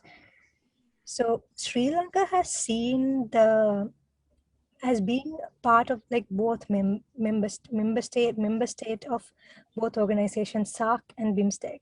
We have experienced what the gradual decrease in performance in SAARC, and the same, we shouldn't let the same happen to BIMSTEC. So one of the criticism, the major criticism that BIMSTEC had was, like it was said, the 14 areas of cooperation where the attention is scattered all throughout.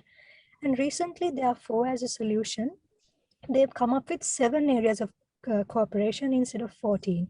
So right now, BIMSTEC is focusing on science, technology, innovation, trade and investment, environment, climate change, fourthly, agriculture and food security, and then security, people-to-people contact, and the last area of cooperation is connectivity.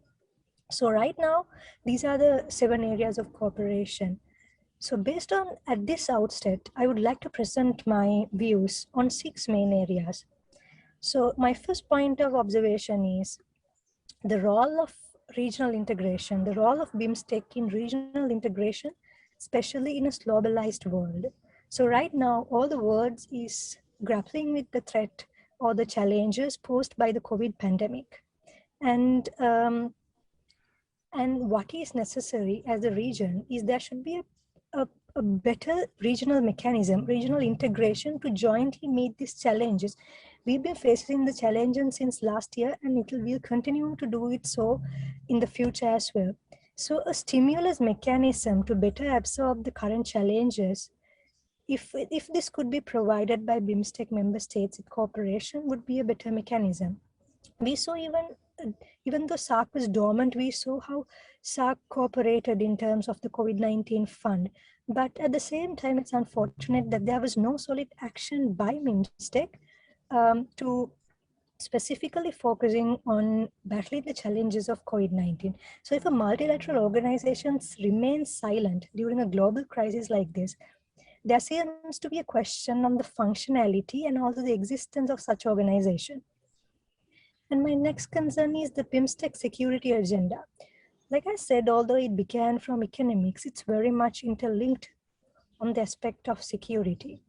And I rather believe that as India is one of the main leading member states in the organization, I feel that the countries like that is more interested in securing in terms of cooperating with security agenda on in the Pacific, and therefore less attention toward the region via BIMSTEC. Maybe that could be one of the reasons. So now BIMSTEC is, I feel the BIMSTEC is more like acting as a sub-project under the main interest of Indo-Pacific.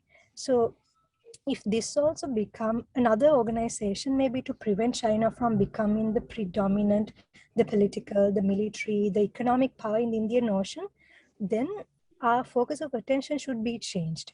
And so the security component is very vast for one such area that the regional countries should focus and pay more attention to is this joint military exercises and intelligence sharing, especially in terms of counterterrorism, drug trafficking, and extremism.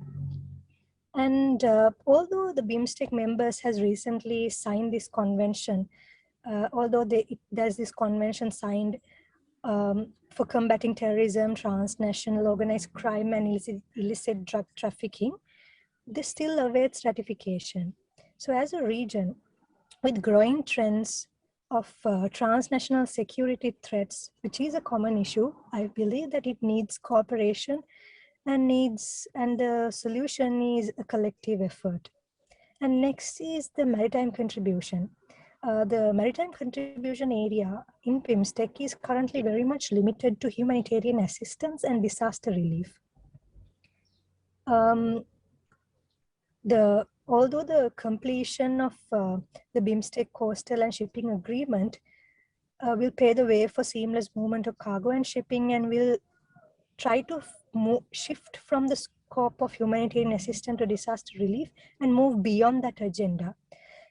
We are right in the need of creating this maritime hub in the Indian Ocean, and Bay of Bengal, I believe, is the best opportunity that we've ever got. And it is also in line with the Sri Lanka's vision of emerging as a strategic location for a maritime hub in the Indian Ocean.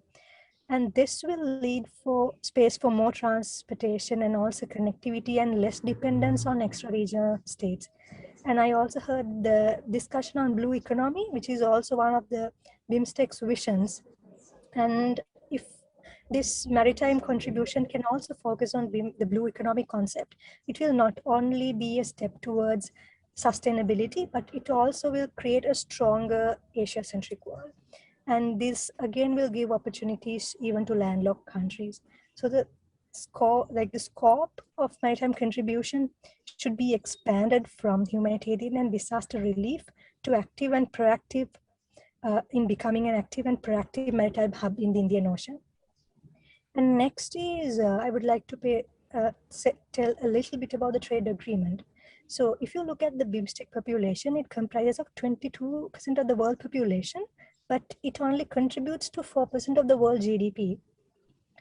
And the BIMSTEC FTA has been in long discussion, and it was supposed to be in full operation by 2011. But so far, the progress seems to be exceedingly slow.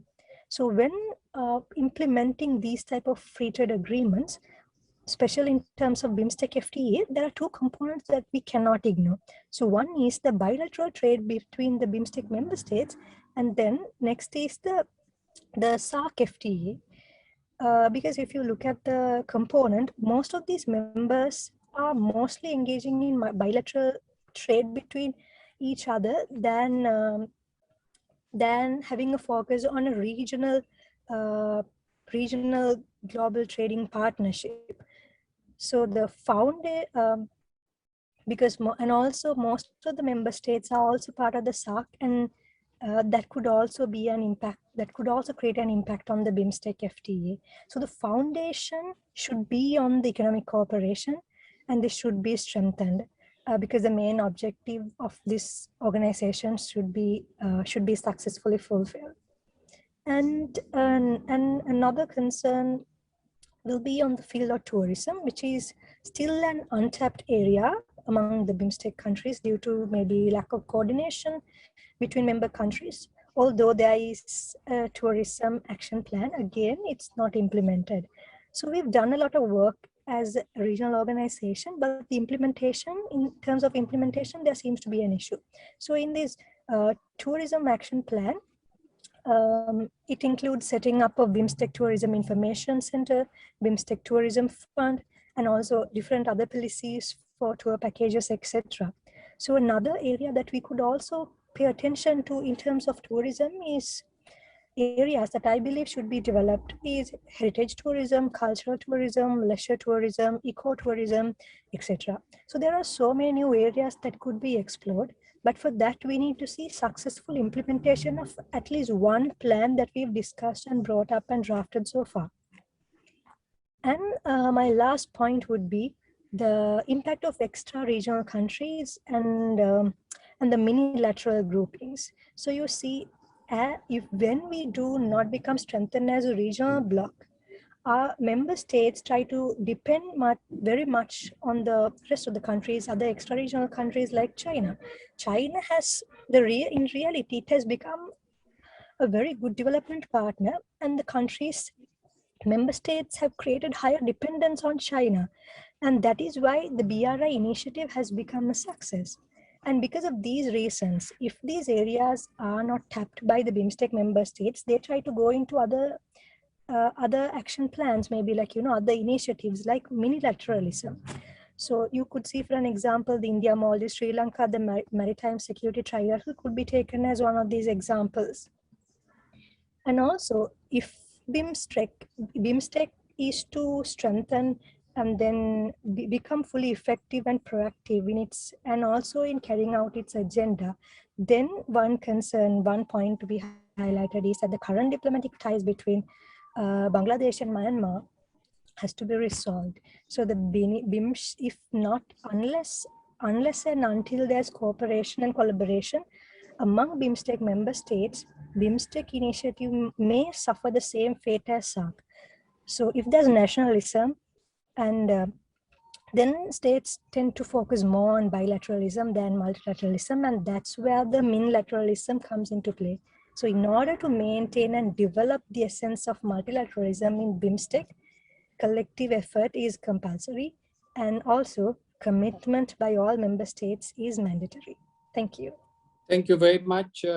Very good presentation. You have brought some fresh air into this thing. Dear friends, we are running virtually out of time. We will need to conclude the session in the flat 7 minutes. I shall certainly be very happy to sacrifice any time that I may have thought for the chair, but I think it's very important for us all to do some justice to the questions and comments in the box. Therefore, I would request the panelists to take the floor again, for roughly about a minute or 2 minutes. I know it's very little, but it is not my fault. Either we should have smaller panel or we should have more time. But keeping that in mind, we will follow the same sequence. And I will request Ambassador Dr. Sheel Sharma to address whichever issue that he thinks is appropriate at this stage. You might like to unmute yourself, Sheel. Over to you. Thank you, Rajiv. I'd like to, focus that in addition to what has been already stated by the panel, there are two aspects. One is what we can gain by regional cooperation, and second, what is incumbent on us for regional cooperation. And the present circumstance, present conjuncture is such that climate change effect, pandemics, disasters, and the extreme weather events, all of them impinge on South Asia in a very disastrous manner. These ocean expanding, inundation of coastal areas, glacier melting, all these are very much there. The tipping points, actually 2 days back, there's a report from Sweden of the IPCC, which says that there are tipping points. So how can we come together? Because this pandemic has exposed how vulnerable our societies, our people are. And unless we get our act together, because we find in all these circumstances, our coming together helps. And there is also the old spiritual context in which dukh, the misery brings us together, and flamboyance actually makes us disparate and centrifugal.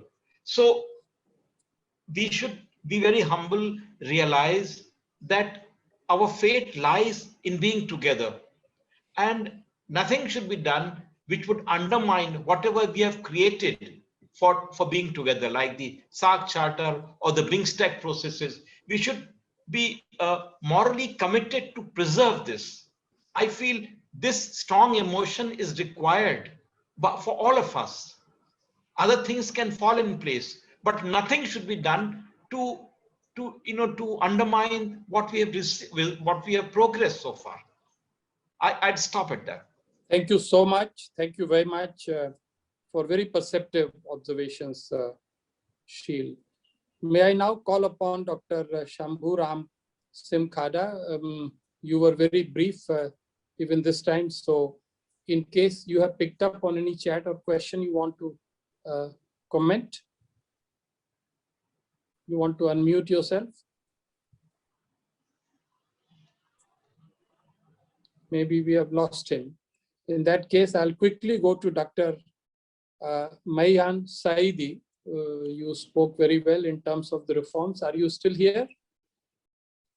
Okay, that's very...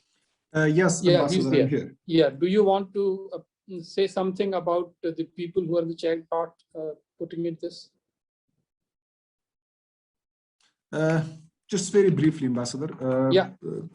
There was one comment that I saw on the chat screen regarding, there was a question by someone that if SCO can be effective, and knowing that they also have the same problems and differences like we have at SAARC, why that they are more functional and SAARC is not so much. That was an observation or a question, I should say.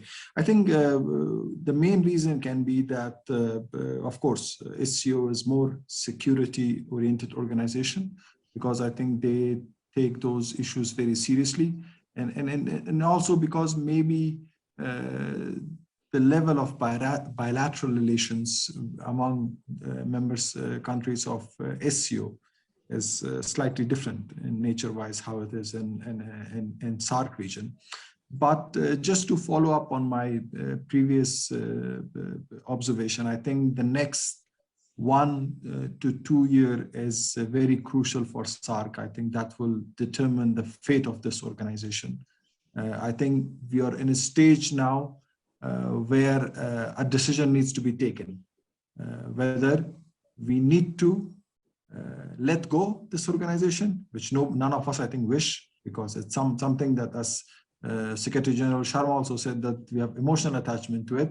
But in the same time, it just cannot stay idle there and be there and does not function, because then it kind of questions are raised that we cannot just have an organization just because it used to be there, so it can be there forever. I think that's why it's extremely important that it is a hard decision, but we need to be pragmatic about it. we need to be a realist on it to see, because there is a lot of competition now, Ambassador Bhatia, that in the region, there are these other organizations which attracts member states. Us nation states wants to go to organization which is more functional, more productive. So I think there is competition for SAARC. SAARC member states need to take that competition and be practical and realistic about it to make this organization moving. A lot has been invested. That investment needs to be honored and respected, but in the same time, it cannot stay ideal forever. Thank you. Thank you very much. Very meaningful suggestions, if I may say. Ambassador Dr. Basnyat. Thank you very much. I saw one very difficult question there in the chat box, and that was why China can't become member of SAARC. I think that first of all the country should apply for it, and then it should pledge support for the charter of the organization, and at the same time all other members should agree unanimously to make China a member. So that is my answer to the person who asked this question. And if China could come, I think if all other powers, I mean, including inside the SAARC, could accommodate, I don't know how it is possible. And that if China could come and work there, it would be great. But the situation now, as of now, doesn't permit, in my opinion. Thank you, sir. Thank you very much. Thank you. I think you have very rightly cited the procedure. And of course, that presupposes the fundamental question, is China a South Asian nation? Once we have answered that question ourselves, only then I think we need to look at the procedures, etc. Dr. Piti, do you have any question to address very quickly? Yes, I have one question in the chat box that's specific to me. Yes. Can you please, they asked me to give my opinions about corporations in combating international terrorism, transnational organized crime, and illicit drug trafficking in the BIMSTEC conventions. I think these three areas is by nature, it's the cross-border problems. There's no nations, there's no boundaries. And of course, as long as we still have the demand, for example, for the illicit drugs, there will be people who would like to provide a supply. Hence, it's always better, to help each other in order to take action on these three problems, right? International organized crimes, international terrorism, and illicit drug trafficking. That both original countries and the host countries need to shook their hand together and work closely.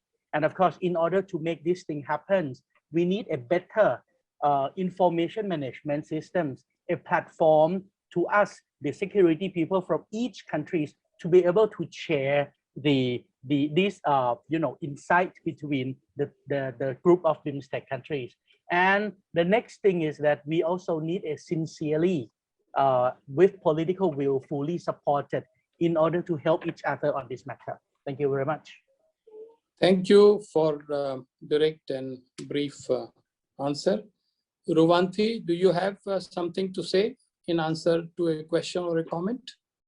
I'll be very quick. There was a question in terms of if China is to be blamed for the situation that the SAARC and the BIMSTEC is going through right now.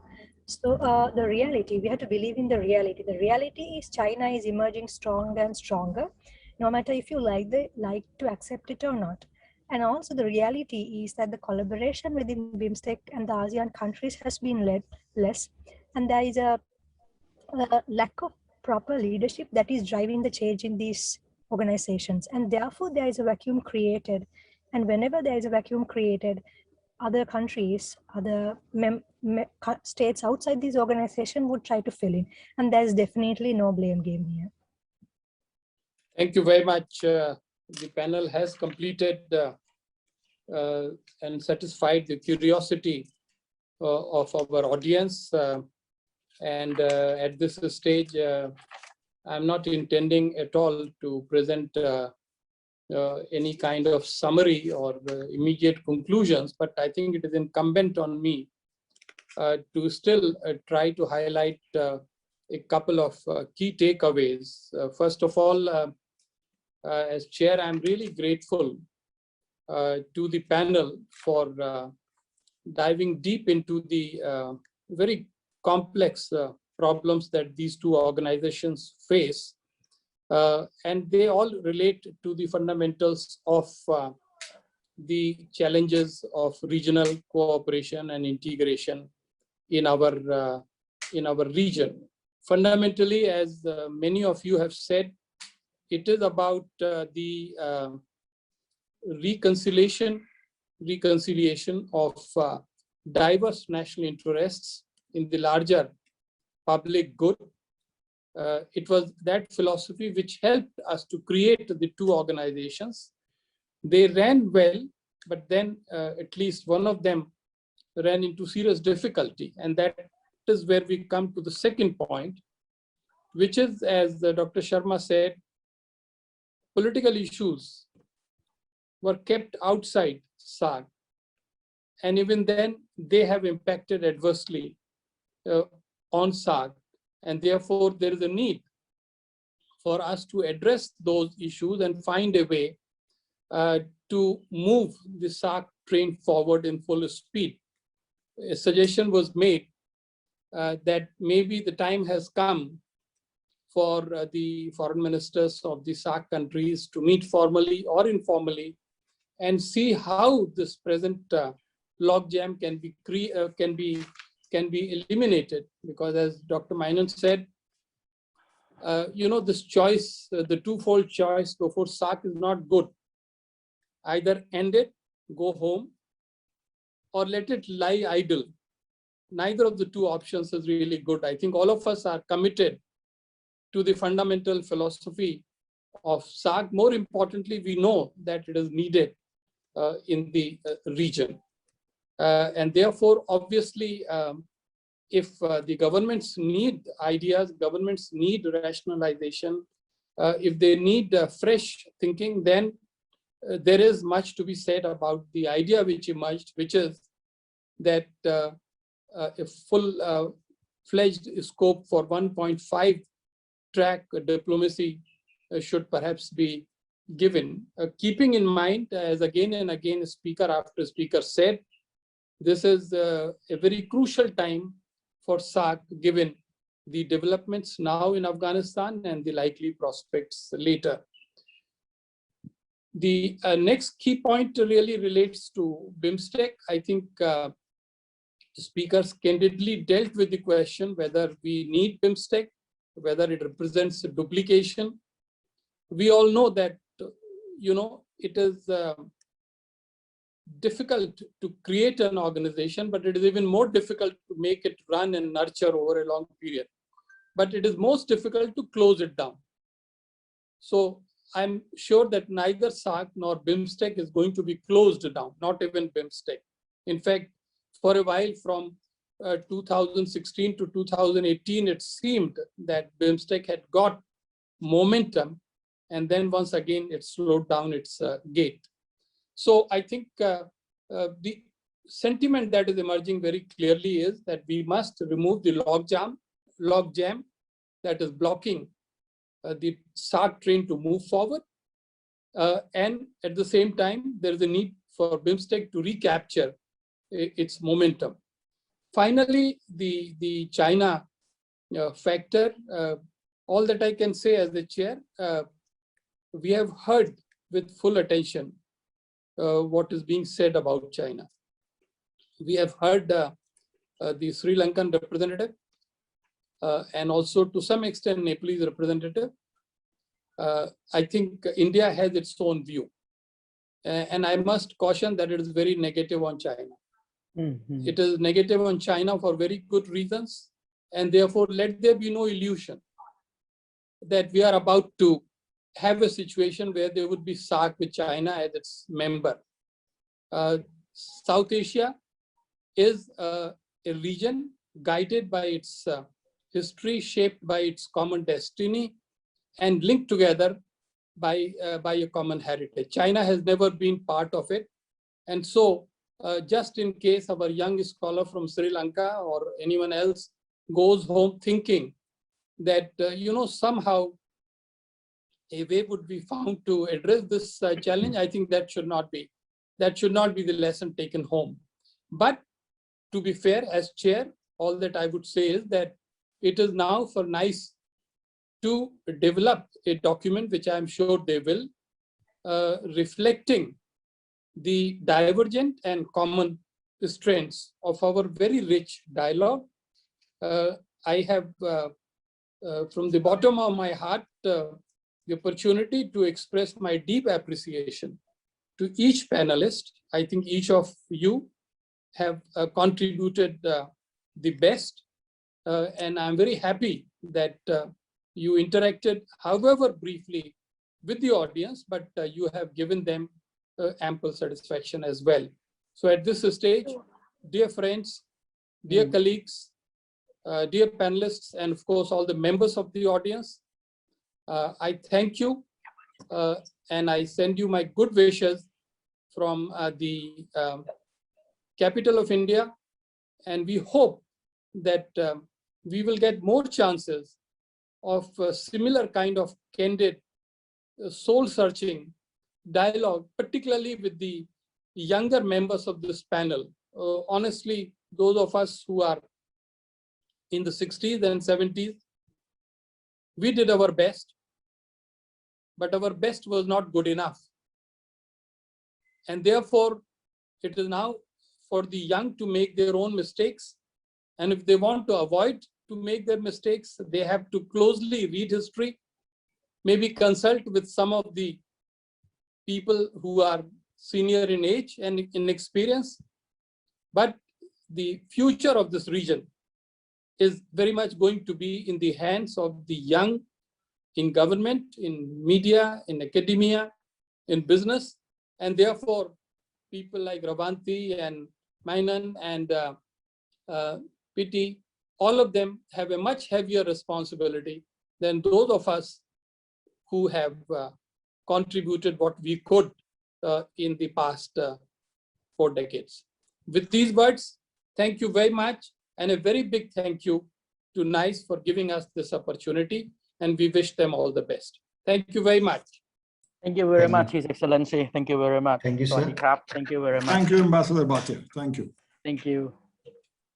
Yes, so thank you everyone for the insightful session on the topic revitalizing SAARC and BIMSTEC. So now,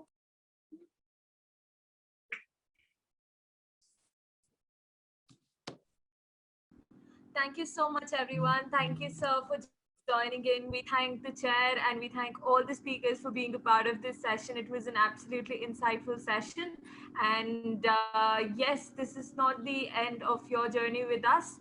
We definitely look forward to having you again on our platform. It was such a mind-blowing experience. Thank you so much. Thanks a lot. And now we shall move forward with the next session. Well spoken, Rajiv. Thank you, Sheel. Thank you very much. Thank you. So without a